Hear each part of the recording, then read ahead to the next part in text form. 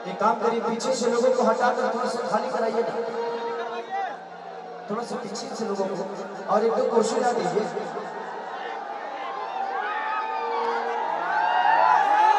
उधर सुनील को बैठाइए थे। अब जानते ही हो सुनील के कार्यक्रम अपना ही है, क्या करो, व्यवस्था को खुद ही देखना है हम सबको।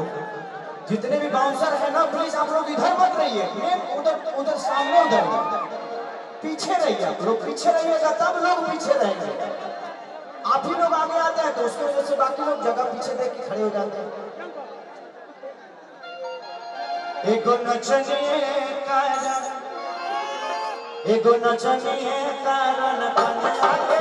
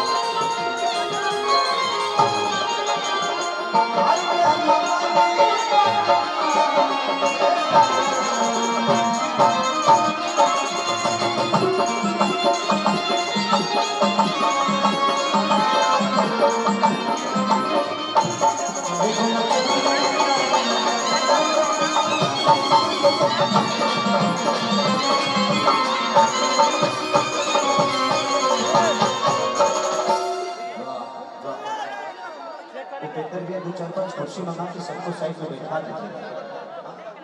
अच्छा ठीक ठीक ठीक ठीक। भाई ओके, थैंक यू। कि कमाल कही तू तो जागल रहता रा, ओने भागल रहता रा, कि हमरा के छोड़ी हे रजौला तू तो पागल रहता कि कितना कही तू तो पागल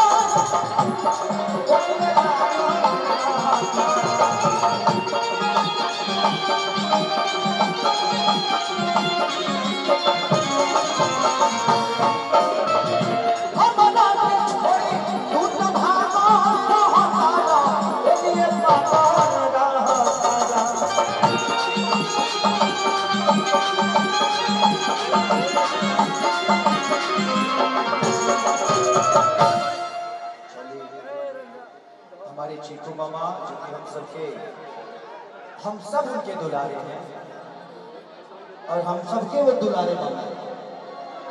तो चीकू मामा के दोस्त उनके तरफ से हाँ असही दे देला के काम बा है छिटा छिटी पर ठीक ना लगे। अभी तो बबलू भैया के तरफ साइने नहीं किया, अभी सुनीला वहीं का पगलाएगा। अभी तक कंपटीशन रखे वाला बा पैसा के, अभी कंपटीशन रखे वाला बा। ए बार गाना बजाना कम खाली पैसे लुटाए वाला बा। देख लो ना बाबू, स्टेज छोड़ दो, पैसा से भरे वाला भाई सपने रह गए का रे। अरे कि जाए पिया कि जाए किसन खेसारी के पर गई रे गईला हो पर गई रे गईला ना एगो नचनिए का एगो नचनिए कारण कलिया के भोला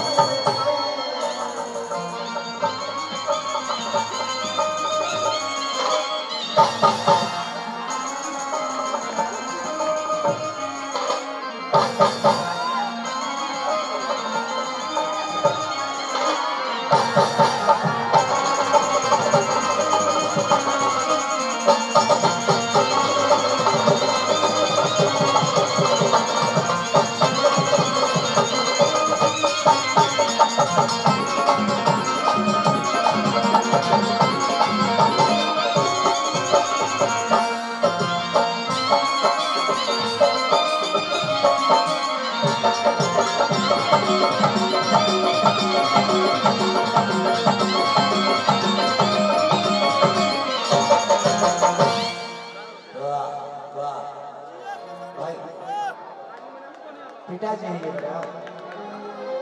सुनिए और देख लो पहले मेरा गॉडी के साइज दे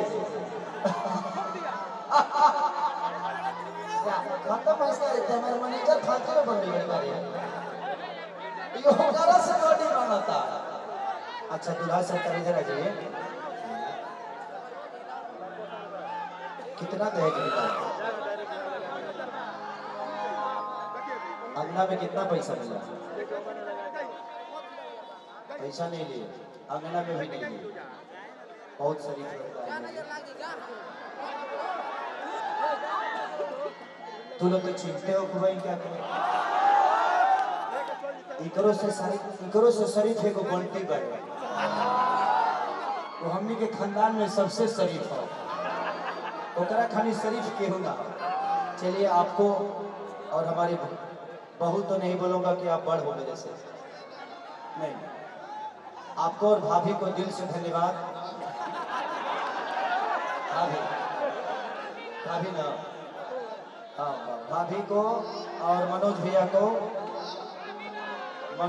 को और भाभी को हमारे तरफ से ढेर सारी शुभकामना कि ये शादी 7 जन्म नहीं बल्कि जन्मों जन्म तक का रहे। एक जन्म में अगर ये कुछ गलतियां भूल गए हो तो दूसरे जन्म में भी हुई हो, हर जन्म आपको वही मिले और इनको भी दोनों सारे भाई अपने में फरियाद लो। चलिए थैंक यू। कहा सुना दी बोलो तू अस्थिर रहिए ठीक बा। जे बना गांव जवार के बाद बनी उत्तर जीवन तो ठीक रही है। सर जे गेस्ट टाइम बना अब बाउंसर भाई लोग थोड़ा सा आप लोगों को पीछा करिए। हाँ थोड़ा सा पीछे सब लोग हो जाए ना तो अच्छा लगे।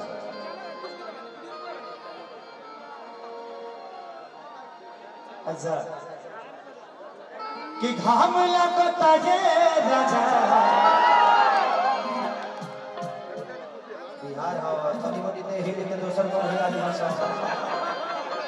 बिहार में सब पे हो मत नहीं ना तो नहीं पता चले कि वो कुछ लेने बैठे।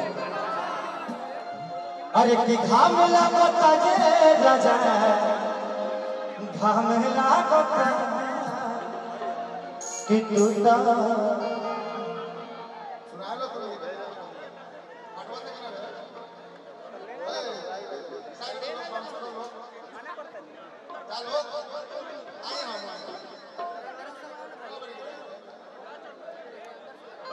ठीक बस अभी सही हो जाए कि घाम लगा बाजे राजा घाम लगा